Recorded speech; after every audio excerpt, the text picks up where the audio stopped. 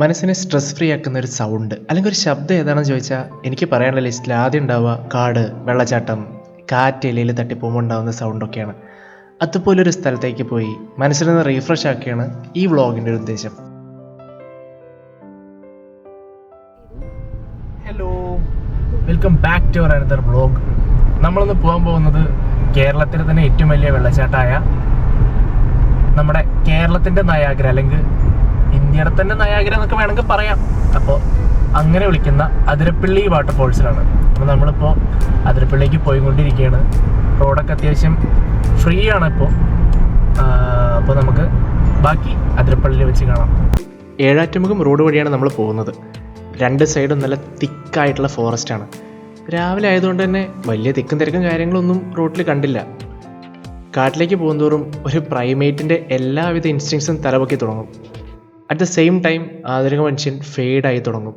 ഈ കാട്ടിലൊക്കെ പോകുമ്പോൾ കാട്ടിലൊന്ന് ഇറങ്ങിയാലോ, വെള്ളത്തിൽ നിന്ന് ചാടിയാലോ, ഈ മരത്തിലൊക്കെ ഒന്ന് കയറിയാലോ, അങ്ങനെ പല പല വിയേഡായിട്ടുള്ള ചിന്തകളും ഇങ്ങനെ വണ്ടി ഓടിക്കുമ്പോൾ തോന്നും. അതാണ് ഞാൻ നേരത്തെ പറഞ്ഞ ഒരു ആധുനിക മനുഷ്യൻ ഫെയ്ഡ് ഔട്ടായി പോകുന്നത്. ഈ റോഡിൻ്റെ രണ്ട് സൈഡുള്ളത് പാം ട്രീസ് ആണ്, അഥവാ പനകളാണ്. ഇതിൽ നിന്നാണ് നമ്മൾ പാം ഓയിൽ എക്സ്ട്രാക്ട് ചെയ്തെടുക്കുന്നത്. ഈ പനയുടെ ഇടയിൽ നമ്മൾ ഇങ്ങനെ ഒരു കാഴ്ച കണ്ടു. ഇതൊരു ആനയല്ലായിരുന്നു, അതൊരു പാറയായിരുന്നു എന്ന് കുറച്ച് ഡീറ്റെയിൽ ആയിട്ട് നോക്കിയപ്പോഴാണ് മനസ്സിലായത്. ആ ദൂരെ കാണുന്നത് ചാലക്കുടി പുഴയാണ്. അതിരപ്പള്ളി ഒരു ഹിൽ സ്റ്റേഷൻ ആയതുകൊണ്ട് തന്നെ കൂടുതൽ അതിരപ്പള്ളിയുടെ അടുക്കുന്തോറും സൺലൈറ്റ് കുറഞ്ഞുറങ്ങിക്കൊണ്ട് വരികയാണ്. കാരണം വേറെ ഒന്നല്ല, ഇത്രയും തിക്കായിട്ടുള്ള ഫോറസ്റ്റിനെ ഭേദിച്ചുകൊണ്ട് സൺലൈറ്റിന് ഭൂമിയിൽ തൊടാൻ ഇത്തിരി പ്രയാസമാണ്. ചാലക്കുടി പുഴ പശ്ചിമഘട്ടത്തിലെ ആനമുടിയിൽ നിന്നാണ് ഉത്ഭവിക്കുന്നത്. ശേഷം അത് പെരിയാറിൽ ചെന്ന് ചേരും. അവിടെ നിന്ന് അറബിക്കടലിലേക്കും. പല വെറൈറ്റി ജീവജാലങ്ങളുടെയും ബംഗ്ലാവാണ് അതിരപ്പള്ളി. സിംഹവാലൻ കുരങ്ങ്, ആന, മലമുഴക്കി വേഴാമ്പൽ ഇവരൊക്കെ കാണാമെങ്കിലും ഞങ്ങൾ ഭാഗ്യം കൊണ്ടോ നിർഭാഗ്യം കൊണ്ടോ ഒന്നിനെയും കണ്ടില്ല. മഴയ്ക്കായതുകൊണ്ട് എല്ലാവരും അവരവരുടെ വീട്ടിലിരിക്കുകയായിരിക്കും എന്ന് വിചാരിക്കാം. അങ്ങനെ നമ്മൾ നമ്മുടെ ജേണി കണ്ടിന്യൂ ചെയ്യാണ്. ഇതാണ് അതിരപ്പള്ളിയുടെ ടിക്കറ്റ് കൗണ്ടർ. അതിരപ്പള്ളിക്കും വാഴച്ചാലിക്കും പോകുന്നവർക്ക് ഇവിടെ തന്നെയാണ് ടിക്കറ്റ് എടുക്കുക. ഈ വരുന്ന 5 പേർക്ക് അതിരപ്പള്ളി വാഴച്ചാൽ വെള്ളച്ചാട്ടങ്ങൾ കാണുന്നതിനായി സൗകര്യമൊരുക്കുക. ഞങ്ങളുടെ കൂടെ ഒരു VVIP ഉള്ളതുകൊണ്ടായിരുന്നു നമുക്ക് ഈ ഒരു പരിഗണന കിട്ടിയത്. അത് ആരാ എന്താണെന്നൊന്നും ഞാൻ ഇവിടെ പറയുന്നില്ല. അതിരപ്പള്ളിയിലേക്കുള്ള റോഡ് അതിമനോഹരമാണ്. നിറയെ പച്ചപ്പും ഇലകളിൽ തങ്ങി നിൽക്കുന്ന വെള്ളത്തുള്ളികളിൽ സൺലൈറ്റ് ആയിട്ട് റിഫ്ലക്റ്റ് ചെയ്യുന്നതും ചീവീടിൻ്റെ സൗണ്ടും ഒരു ആനയുടെ ചിഹ്നവിളി പോലെ ദൂരെ കേൾക്കാവുന്ന വെള്ളച്ചാട്ടമൊക്കെ കൂടെ ആകുമ്പോൾ നമ്മളുടെ ആ ഒരു പ്രൈമേറ്റ് ഇൻസ്റ്റിങ്ക്റ്റ് തനിയെ പുറത്തു വരും. അതിരപ്പള്ളി ഭയങ്കര തിരക്കായതുകൊണ്ട് തന്നെ ഞങ്ങൾ ആദ്യം വാഴച്ചാൽ പിടിക്കാമെന്ന് വിചാരിച്ചു. നമ്മൾ അതിരപ്പള്ളി ക്രോസ് ചെയ്ത് വാഴച്ചാലോട്ട് പോകുന്ന വഴിക്ക് കണ്ട ഒരു വെള്ളച്ചാട്ടമാണിത്. ഇതാണ് ചാർപ്പ വെള്ളച്ചാട്ടം. അതിരപ്പള്ളി മാത്രമല്ല, ഞങ്ങളും ഇവിടെയൊക്കെ ഉണ്ട് എന്നുള്ള ഓർമ്മപ്പെടുത്തൽ കൂടിയാണ് ഈ ഒരു ചാർപ്പ വെള്ളച്ചാട്ടം. ഭയങ്കര രസമാണ് ഈ ഒരു വെള്ളച്ചാട്ടം കാണാനായിട്ട്. ഷോളയാർ ഫോറസ്റ്റ് റേഞ്ചിൻ്റെ അറ്റത്ത് കിടക്കുന്ന 2 വാട്ടർഫോൾസാണ് അതിരപ്പള്ളിയും വാഴച്ചാലും. രണ്ടും തമ്മിലുള്ള വ്യത്യാസം എന്താണെന്ന് ചോദിച്ചാൽ അതിരപ്പള്ളി ഒരു കലിപ്പനും വാഴച്ചാൽ ഒരു പാവത്താനുമാണ് എന്ന് വേണമെങ്കിൽ പറയാം. കുത്തനെ വെർട്ടിക്കലായിട്ട് അലറി പാഞ്ഞുകൊണ്ടുള്ള ഒരു വാട്ടർഫോളാണ് അതിരപ്പള്ളിയെങ്കിൽ ബെഡ് റോക്കിനൊക്കെ തഴുകി ശാന്തമായി ഒരു ധൃതിയില്ലാതെ അങ്ങനെ ഒഴുകി പോകുന്ന ഒന്നാണ് വാഴച്ചാൽ. പോകുന്ന വഴിക്ക് റോഡിൽ ഇതുപോലൊരു കുരങ്ങൻ നമ്മളെ ഒന്ന് ഹായ് ഒക്കെ പറഞ്ഞു പോയിട്ടുണ്ട് നമ്മളോട്. അവരുടെ വീട്ടിലേക്കുള്ളൊരു ഇൻവൈറ്റ് പോലെ ആയിരിക്കണം അങ്ങേര് റോഡിൽ വന്ന് നിന്നത്. അപ്പോൾ നമ്മൾ അങ്ങനെ കാഴ്ചകളൊക്കെ കണ്ടപ്പോൾ അതേപോലെ ഒരു പാറക്കൂട്ടങ്ങളൊക്കെ സൈഡിൽ കണ്ടു. ആ പാറക്കൂട്ടങ്ങളുടെ മീത് ഇതുപോലൊരു ചെറിയൊരു കുടിലും കാര്യങ്ങളൊക്കെ നമുക്ക് കാണാനായിട്ട് പറ്റി. അതിൻ്റെ ഉള്ളിൽ ശരിക്കും താമസിക്കുന്നവർ ഭയങ്കര ലക്കായിരിക്കും എന്നാണ് ഞാൻ വിചാരിക്കുന്നത്. മനസ്സിന് യാതൊരു സ്ട്രെസ്സോ ടെൻഷനോ ഒന്നും ഇല്ലാണ്ട് ജീവിക്കുന്ന ഒരു വിഭാഗമായിരിക്കണം അവിടെ വീട് വെച്ച് താമസിക്കുന്നത്. അങ്ങനെ നമ്മൾ വാഴച്ചാൽ എത്തിയിരിക്കുകയാണ്. ഇതാണ് വാഴച്ചാലിൻ്റെ എൻട്രൻസ്. അത്യാവശ്യം പാർക്കിംഗ് സ്പേസും കാര്യങ്ങളൊക്കെ ഇവിടെ ഉണ്ട്. നമ്മളിവിടെ വണ്ടി ഇട്ടിട്ട് നേരെ എൻട്രൻസിലോട്ട് പോയി. എൻട്രൻസിൽ ഒരുപാട് നിർദ്ദേശങ്ങളൊക്കെ ഉണ്ട്. നമ്മൾ പ്ലാസ്റ്റിക് കൊണ്ടുവരരുത്, ലിറ്റർ ചെയ്യരുത്. ആക്ച്വലി നമുക്കെല്ലാം അത് ബോർഡ് വെക്കേണ്ട ആവശ്യമുണ്ടോ ഇതിന് എന്നുള്ളത് നമ്മളോട് തന്നെ ചോദിക്കേണ്ട ഒരു കാര്യമാണ്. അതൊരു സിവിക് സെൻസിൻ്റെ ഭാഗമായിട്ടാണ് ഞാൻ പറഞ്ഞത്. വാഴച്ചാലിൻ്റെ എൻട്രൻസ് കഴിഞ്ഞ് നമ്മൾ അകത്തേക്ക് ചെല്ലുമ്പോൾ ഇതുപോലെ പിള്ളേർക്ക് കളിക്കാനുള്ള ഒരു ചെറിയൊരു സ്പേസ് ഇവിടെ അവർ സെറ്റ് ചെയ്ത് വെച്ചിട്ടുണ്ട്. ഇത്തിരി ദൂരമേ ഉള്ളൂ ഈ ഒരു വാഴച്ചാൽ വെള്ളച്ചാട്ടത്തിലോട്ടുള്ള ദൂരം എന്ന് വെച്ച് കഴിഞ്ഞാൽ. ഇതുപോലെ കല്ല് പാവിയ റോഡുകളാണ്, ചെറിയ റോഡ് കൂടെയാണ് നമ്മൾ ഈ ഒരു വെള്ളച്ചാട്ടം കാണാനായിട്ട് പോണത്. വെള്ളച്ചാട്ടം എന്ന് വിളിക്കാൻ പറ്റില്ല, ഇതുപോലെ ബെഡ് റോക്സിനൊക്കെ തഴുകി ശാന്തമായി പോകുന്ന ഒരു വാട്ടർ ഫ്ലോ എന്നൊക്കെ വേണമെങ്കിൽ നമുക്ക് വാഴച്ചാലിനെ വിശേഷിപ്പിക്കാം.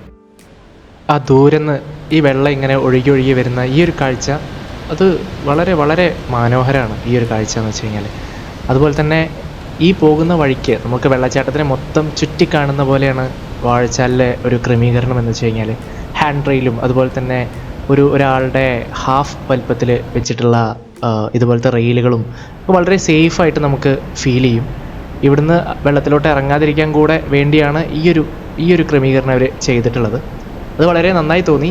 ടൂറിസം നന്നായിട്ട് ഡെവലപ്പ് ആയിക്കൊണ്ടിരിക്കുന്ന ഈ ഒരു സമയത്ത് ഇങ്ങനെ കുറേ കാര്യങ്ങളുണ്ടെങ്കിൽ കാര്യം കുറച്ചുകൂടെ സേഫാവും. നമ്മൾ ആ കാഴ്ചകളൊക്കെ കണ്ട് ഈ വെള്ളച്ചാട്ടത്തിൻ്റെ സൈഡിലൂടെ ഇങ്ങനെ പോയിക്കൊണ്ടിരിക്കുകയാണ്. അത്യാവശ്യത്തിൽ കൂടുതൽ നടക്കാനുണ്ട് വാഴച്ചാലിൽ. പക്ഷേ ആ ഒരു ക്ലൈമറ്റും അവിടെ ഉള്ളൊരു വൈബും അതൊക്കെ കൂടെ ഉള്ളതുകൊണ്ട് തന്നെ ആ ഒരു നടത്തം ഒട്ടും ക്ഷീണിപ്പിച്ചിട്ടില്ല. ഒരുപാട് നടക്കാനുണ്ട് അവിടെ. അങ്ങനെ നമ്മൾ നടന്ന് വേറൊരു വ്യൂ പോയിന്റിൽ എത്തിയിരിക്കുകയാണ്. വാഴച്ചാലിൻ്റെ പ്രത്യേകത എന്താണെന്ന് വെച്ച് കഴിഞ്ഞാൽ ഒരുപാട് വ്യൂ പോയിൻറ്റ്സ് ഈ ടൂറിസം വകുപ്പ് നമുക്കായിട്ട് സെറ്റ് ചെയ്ത് വെച്ചിട്ടുണ്ട്. അതുകൊണ്ട് ഒരു സ്ഥലത്ത് ഒരുപാട് ടൂറിസ്റ്റുകൾ തിങ്ങി നിൽക്കുന്ന ഒരു സാഹചര്യം വാഴച്ചാലിലില്ല. പല പല സ്ഥലങ്ങളിലായിട്ട് ആൾക്കാർക്ക് ഈ ഒരു വാഴച്ചാലിൻ്റെ ബ്യൂട്ടി ആസ്വദിക്കാനായിട്ട് പറ്റും. ഇത് അങ്ങനെ ഒരു വ്യൂ പോയിൻ്റാണ്. കുറച്ച് സ്റ്റെപ്പൊക്കെ ഇറങ്ങി നമ്മൾ പോയി കഴിഞ്ഞാൽ നമുക്ക് ഇതേപോലെ വെള്ളച്ചാട്ടത്തിൻ്റെ വളരെ ക്ലോസ് ആയിട്ട്, ഇപ്പോൾ ഞാൻ ഈ വെള്ളച്ചാട്ടത്തിൽ ഇരിക്കുന്ന പോലെയാണ് തോന്നുക, പക്ഷേ ആക്ച്വലി അവിടെ ഒരു റെയിൽ വെച്ചിട്ടുണ്ട്. ആ റെയിലിൻ്റെ താഴെ ഇരുന്നിട്ടാണ് ഞാനത് ഈ വീഡിയോ എടുത്തത്. അപ്പോൾ അത്രയും ക്ലോസ് ആയിട്ട് നമുക്ക് ഈ കാര്യങ്ങളൊക്കെ കാണാനായിട്ട് ഇവിടെ പറ്റും. അങ്ങനെ വാഴച്ചാല കാഴ്ചകളൊക്കെ കണ്ട് നമ്മൾ നേരെ അതിരപ്പള്ളിയിലേക്ക് വിട്ടു. ഇതാണ് അതിരപ്പള്ളിയുടെ ഒരു എൻട്രൻസ്. ഇവിടെ ഇതുപോലെ റെയിൻകോട്ട് വിൽക്കുന്ന ആൾക്കാർ നിൽക്കുന്നുണ്ടായിരുന്നു. ഞങ്ങളത് വാങ്ങിയില്ല. ഒന്നാമത്തെ കാര്യം വൈബ്രൻറ്റ് കളേഴ്സ് ഇങ്ങനത്തെ ഉള്ള സ്ഥലങ്ങളിൽ മാക്സിമം ഇടാതിരിക്കുക. അതുപോലെ കിളിപ്പച്ച, കിളിമഞ്ഞ ഇങ്ങനത്തെ കളേഴ്സൊക്കെ അവിടുത്തെ ഒരു എക്കോസിസ്റ്റത്തിനെ ബാധിക്കും എന്ന വിശ്വാസം കൊണ്ട് ഞാനത് മേടിച്ചില്ല. ഇനി അങ്ങോട്ട് ഒരുപാട് നടക്കാനുണ്ടെന്ന് പറഞ്ഞു കഴിഞ്ഞാൽ വാഴച്ചാലിൽ നടന്നതിൻ്റെ ഒരു 10 ഇരട്ടി ഇവിടെ അതിരപ്പള്ളിയിൽ നടക്കാനായിട്ടുണ്ട്. പക്ഷേ അതിനെ അക്കമ്പനി ചെയ്യാൻ വേണ്ടിയിട്ട് നമുക്ക് വെള്ളച്ചാട്ടത്തിൻ്റെ സൗണ്ടും അതുപോലെ തന്നെ ഒരു ചെറിയ മിസ്റ്റും ഇതൊക്കെ നമ്മളിങ്ങനെ തട്ടിപ്പോകുമ്പോൾ നമുക്ക് ഈ ഒരു നടത്തത്തിൻ്റെ ക്ഷീണം ഒട്ടും അറിയാൻ പറ്റില്ല. അപ്പോൾ അതിരപ്പള്ളി വാട്ടർഫോൾസിൻ്റെ ഒരു എബോവ് വ്യൂ ആണിത്. നമ്മൾ ഒരുപാട് താഴത്തോട്ട് ഇറങ്ങും. കുറച്ച് കഴിഞ്ഞാൽ നടക്കാൻ ബുദ്ധിമുട്ടുള്ള ആൾക്കാർ, അതുപോലെ വയസ്സായിട്ടുള്ള നടക്കാൻ ബുദ്ധിമുട്ടുള്ള ആൾക്കാർ, ഇവർക്കൊക്കെ വേണമെങ്കിൽ ഇവിടെ കൂടെ പോയി കഴിഞ്ഞാൽ, ഈ ഒരു നേരെയുള്ള വഴി കൂടെ പോയി കഴിഞ്ഞാൽ അവർക്ക് ഇതൊക്കെ കാണാനായിട്ട് പറ്റും. ഇനിയുള്ള വഴി എന്ന് വെച്ച് കഴിഞ്ഞാൽ അത്യാവശ്യം നടക്കാനും അതുപോലെ കുറച്ച് കുറച്ച് ബുദ്ധിമുട്ടുള്ളൊരു വഴിയാണ് ഇനി വരാൻ പോകുന്നത്. ഈ വഴി നേരെ താഴത്തോട്ട് എത്തുന്നത് നമ്മുടെ അതിരപ്പള്ളി വാട്ടർഫോളിലോട്ടാണ്. ഈ വഴിയെന്ന് വെച്ച് കഴിഞ്ഞാൽ ഭയങ്കര ബുദ്ധിമുട്ടാണ്. നമുക്ക് നോർമലായിട്ട് നടക്കാൻ വരെ ഭയങ്കര ബുദ്ധിമുട്ടാണ്. പക്ഷേ ആ കല്ലും മുള്ളും താണ്ടി ചെന്നെത്തുന്നത് സ്വർഗത്തിലേക്കാണെന്ന് പറഞ്ഞ പോലെ ഈ ഒരു വെള്ളച്ചാട്ടം കാണുമ്പോൾ നമ്മളുടെ ആ കംപ്ലീറ്റ് ക്ഷീണവും ഇത്രയും ഇറക്കിറങ്ങി ആ ഒരു ഫ്രസ്ട്രേഷനൊക്കെ ഒറ്റയടിക്ക് മാറി കിട്ടും. വെർട്ടിക്കലായിട്ട് ഒഴുകി വരുന്ന വെള്ളം താഴെയുള്ള വെള്ളത്തിനെ തട്ടി അതൊരു കാറ്റായിട്ട് മാറി അതൊരു മിസ്റ്റായിട്ട് അവിടെ നിൽക്കുന്ന എല്ലാ ആൾക്കാരുടെയും മുഖത്ത് വന്നിട്ട് തട്ടുമ്പോൾ അത് വല്ലാത്തൊരു ഫീലാണ്. വെള്ളച്ചാട്ടത്തിനേക്കാൾ നമ്മൾ ആസ്വദിക്കാൻ പോണത് ഈ ഒരു മിസ്റ്റിനെയാണെന്നാണ് എനിക്ക് പലപ്പോഴും തോന്നിയിട്ടുള്ളത്. ഒരുപാട് ഇന്ത്യൻ സിനിമകൾ ഈ ഒരു വാട്ടർഫോളിൻ്റെ പശ്ചാത്തലത്തിൽ ചെയ്തിട്ടുണ്ട്. നമുക്കെല്ലാം കോമൺ ആയിട്ടായിരുന്ന ബാഹുബലി, അതുപോലെ നമ്മുടെ ഷാരൂഖ് ഖാൻ്റെ ദിൽസേ, ഗുരു, ഇരുവർ, രാവൺ, പുന്നകൈ മന്നൻ, അങ്ങനെ ഒരുപാട് സിനിമകൾ ഈ ഒരു വാട്ടർഫോൾ പശ്ചാത്തലമായിട്ട് ചെയ്തിട്ടുണ്ട്. നമ്മൾ ഈ വെള്ളച്ചാട്ടത്തിൻ്റെ ഭംഗിയൊക്കെ ആസ്വദിച്ച് കുറേ നേരം അവിടെ നിന്നു. മഴക്കാലം ആയതുകൊണ്ട് തന്നെ ഒരുപാട് റെസ്ട്രിക്ഷൻസ് ഇവിടെ വെച്ചിട്ടുണ്ട്. നേരത്തെ നമുക്ക് ആ ദൂരെ കാണുന്ന പാറ വരെയൊക്കെ പോയി നിന്ന് ഫോട്ടോ ഒക്കെ എടുക്കാനും വെള്ളച്ചാട്ടം എൻജോയ് ചെയ്യാനും പറ്റുമായിരുന്നു. പക്ഷേ ഇപ്പോൾ ഈ ഒരു കുത്തൊഴുക്ക് കാരണം വെള്ളച്ചാട്ടത്തിനോട് കുറച്ച് ദൂരം നിന്നിട്ടാണ് നമുക്ക് ഈ ഫോട്ടോസും വീഡിയോസൊക്കെ എടുക്കാനായിട്ടുള്ള പെർമിഷൻ ഉള്ളൂ. നമ്മളങ്ങനെ വെള്ളച്ചാട്ടമൊക്കെ കണ്ട് തിരിച്ച് പോവുകയാണ്. നല്ലൊരു എക്സ്പീരിയൻസ് ആയിരുന്നു ഈ അതിരപ്പള്ളി വാട്ടർഫോൾ. രണ്ടും നല്ലൊരു എക്സ്പീരിയൻസ് ആയിരുന്നു. വാഴച്ചാലും അതിരപ്പള്ളിക്കും അതിൻ്റേതായിട്ടുള്ളൊരു സിഗ്നേച്ചർ ക്യാരക്ടർ നമുക്ക് കാണാനായിട്ട് കഴിയും. ഇനി നമ്മൾ ഇവിടുന്ന് പോകാൻ പോകുന്നത് കുറച്ച് ലെസ് നോൺ സ്പോട്ടായിട്ടുള്ള ഏഴാറ്റുമുഖം പ്രകൃതിഗ്രാമം എന്ന് പറഞ്ഞൊരു സ്ഥലത്തേക്കാണ്. വളരെ മോശമാണ് അങ്ങോട്ടുള്ള വഴി. ഇത്രയും ലെസ്സർ നോൺ സ്പോട്ടാണ് ഏഴാറ്റുമുഖം പ്രകൃതിഗ്രാമം. അതുകൊണ്ട് തന്നെ കാര്യപ്പെട്ട തിരക്കൊന്നും ഇവിടെ ഉണ്ടായിരുന്നില്ല. ഏഴാറ്റുമുഖം പ്രകൃതിഗ്രാമം ചെല്ലുമ്പോൾ നമുക്ക് ആദ്യം സ്ട്രൈക്ക് ചെയ്യുന്നത് ഈ ഒരു ഹാങ്ങിങ് ബ്രിഡ്ജാണ്. ഈ ഹാങ്ങിങ് ബ്രിഡ്ജിൻ്റെ അപ്പുറത്തെ സ്ഥലം തുമ്പൂർമുഴി ടൂറിസ്റ്റ് സ്പോട്ടാണ്. നമ്മളിപ്പോൾ നിൽക്കുന്നത് തുമ്പൂർമുഴി എക്കോ വില്ലേജിലാണ്. അപ്പോൾ ഈ ഒരു ബ്രിഡ്ജ്, ചാലക്കുടി പുഴയുടെ അക്രോസുള്ള ഈ ഒരു ബ്രിഡ്ജാണ് ഇതിനെ തമ്മിൽ കണക്ട് ചെയ്യുന്ന ഒരു ഫാക്ടർ എന്ന് വെച്ച് കഴിഞ്ഞാൽ. ഇതിലൂടെ നടക്കുമ്പോൾ പാലം നന്നായിട്ട് കുലുങ്ങുന്നുണ്ട്. നല്ലൊരു എക്സ്പീരിയൻസ് ആയിരുന്നു. നമുക്ക് താഴത്തോട്ട് വീണാലോ എന്നുള്ള പേടിയും കാര്യങ്ങളൊക്കെ ഉണ്ടായിരുന്നു. പക്ഷേ വളരെ സേഫായിട്ട് വളരെ സ്റ്റേഡി ആയിട്ട് ഉണ്ടാക്കിയൊരു ബ്രിഡ്ജാണ് ഈ ചാലക്കുടി റിവറിൻ്റെ മുകളിലൂടെ. അതുപോലെ തന്നെ ഏഴാറ്റുമുഖം എന്ന പേര് ഇവിടെ വരാൻ കാരണം എന്താണെന്ന് വെച്ച് കഴിഞ്ഞാൽ വേനൽക്കാലത്ത് ഈ ചാലക്കുടി പുഴ 7 വരികളായിട്ട് ഒഴുകുന്ന പോലെ നമുക്ക് ഫീൽ ചെയ്യും. അതുകൊണ്ടാണ് ഇവിടെ ഏഴാറ്റുമുഖം എന്നുള്ള പേര് വന്നത്. മഴക്കാലത്ത് ഇതെല്ലാം ഒരൊറ്റ ഒരു വരിയായിട്ട് ആണ് ഒഴുകുക. പക്ഷേ വേനൽക്കാലം ആകുമ്പോൾ ഇത് 7 ലൈൻസ് പോലെ ഒഴുകുന്നതായിട്ട് നമുക്ക് ഫീൽ ആവും. അതുകൊണ്ടാണ് ഈ ഒരു സ്ഥലത്തിന് ഏഴാറ്റുമുഖം എന്നുള്ള പേര് വന്നത്. ഈ ഹാങ്ങിങ് ബ്രിഡ്ജിൻ്റെ മുകളിൽ നിന്നുള്ള ഈ ഒരു കാഴ്ച എന്ന് വെച്ച് കഴിഞ്ഞാൽ ഭയങ്കര ബ്യൂട്ടിഫുള്ളാണ്. അങ്ങനെ നമ്മൾ ആ ഒരു ഹാങ്ങിങ് ബ്രിഡ്ജ് കടന്ന് അപ്പുറത്തെത്തിയിരിക്കുകയാണ്. ഇതാണ് തുമ്പൂർമുഴി ടൂറിസ്റ്റ് സ്പോട്ട് എന്ന് വെച്ച് കഴിഞ്ഞാൽ. ഇവിടെ ഒരുപാട് ഹെർബൽ ചെടികളും അതുപോലെ തന്നെ നല്ല നല്ല ബ്യൂട്ടിഫുൾ ആയിട്ടുള്ള ഗാർഡൻസും ഒക്കെ നമുക്ക് കാണാനായിട്ട് പറ്റും. ഇത് ആക്ച്വലി ഒരു ബട്ടർഫ്ലൈ ഗാർഡൻ കൂടെയാണ്. ശ്രദ്ധിച്ചു നോക്കിക്കഴിഞ്ഞാൽ ഒരുപാട് പൂമ്പാറ്റകൾ ചുറ്റോറും പറക്കുന്നതായിട്ട് കാണാനായിട്ട് കഴിയും. നല്ലൊരു ചിൽഡ്രൻ ഫ്രണ്ട്ലി സ്പോട്ടും കൂടിയാണ് ഈ പറഞ്ഞ തുമ്പൂർമുഴി എന്ന് പറഞ്ഞ ഒരു സ്ഥലം. അതിൻ്റെ കാരണം എന്ന് പറഞ്ഞു കഴിഞ്ഞാൽ ഇതൊക്കെ തന്നെയാണ്.